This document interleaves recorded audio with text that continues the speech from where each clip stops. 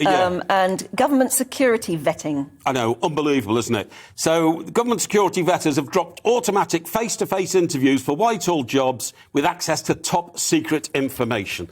I mean, talk about, you know, the civil service being reluctant to get back to their offices. We all know... Doing it over Zoom. Say again. Doing it over Zoom. But we all know that the biggest problem in trying to get people back to work across this country is, of course, the civil service. And most of the civil service is based in London. Now, OK, so they want the work-life balance and 2 days a week here. If they can't go into their office to interview people who could be the next James Bond, then I do not think they are applying themselves to the job properly. Supposing on a Zoom interview they just see the bloke's face like that, supposing he's got love and hate tattooed on his knuckles or something like that, how can you tell? I know it sounds extreme and ridiculous. No, I think one-to-one...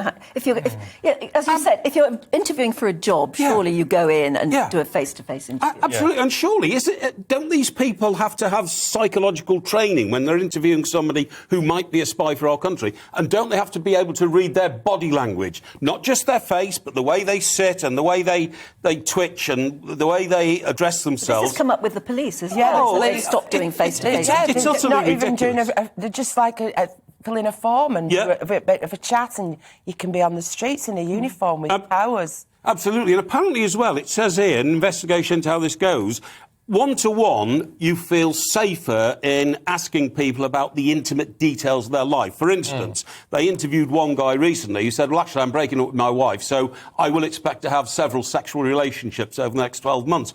Immediately that guy would be banned because that would open him up to the possibility of being blackmailed by a Russian girl or something like that. Well, at least he's honest. That's got that covered. Too much information. It's a good job people can't see us in the flesh because I'm looking under this table and there's some very funny sights. What? Footwear and stuff. I've got my comfy trainers on. Yeah, me too. But it's quite a walk from the car park. Yes, exactly.